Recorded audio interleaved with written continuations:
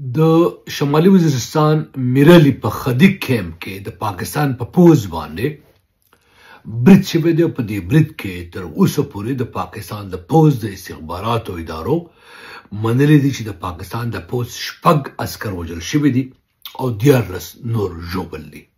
د حمله اوس هم لا روانه ده، کومه چې د پاکستان په وخت سهار 9 بجې شروع شوې وه. په سیمه کې اوس ما د خلکو سره چې خبرې وکړلې راته یې وویل تودې ډزې اوس هم اورېدل کېږي. د دې حملې ذمواري د حافظ ګلبادر نومې ډلې یوې څانګې جیش الفرسان محمد یې اورېدلې ده، نیولې ده. د دې برید ذمواري د حافظ ګلبادر ډلې جیش الفرسان محمدي په استقبال شوي بیان کې ویلي دي چې دوی لومړی د موټر بمي چاودنه وکړه او ورپسې بیا برید ته کیمپ ته د پوځي کیمپ ته د خدیق پوځي کیمپ ته د دې وسلوال ورننوتل.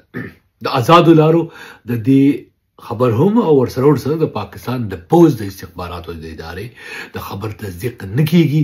البته په سیمه کې خبریالانو سره چې ما خبرې وکړلې نو هغه وایي چې د خپل نوعیت دا یو ډېر سخته حمله وه او اوس هم لا روانه ده. په سیمه کې د خلکو سره چې ما خبرې کولې هغه وویل چې سخته ویره ترخه لیدل کیږي او داسې معلومیږي چې لویه درنه او وړه وسله په دې حمله کې استعمالیږي.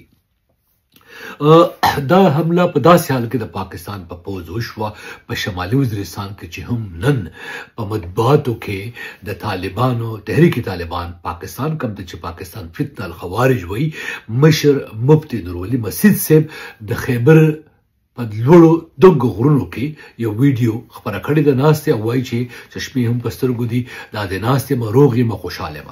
د دې نه مخکې پاکستان دعوه کړې وه چې په کابل کې د پاکستان د پوځ سره تړلو رسنیو دعوه کړې وه چې د کابل په عبدالحق صلی الله لاره کې په یو سپین لینډ کروزر کې د پاکستان هوایي برید کې مفتي ترولي مسجد وژل شوی دی او د هغې وروسته دوی بیا په مختلفو علاقو کې نورې حملې وکړې. پرون هم په کابل کې کړې وه، سپین بولدک کې ډېره لویه جګړه وشوه. نن د پاکستان استازي د تحریک طالبان افغانستان د استازو سره په دوحه کې او قطر کې مذاکرات کوي. په دې موضوع مذاکرات روان دي.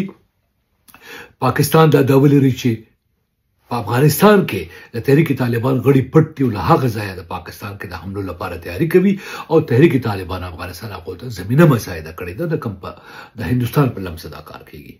خو به پاکستان طالبانو ته ورونه ویل، دوستان به ویل، اوس ورته د غلیم او دښمن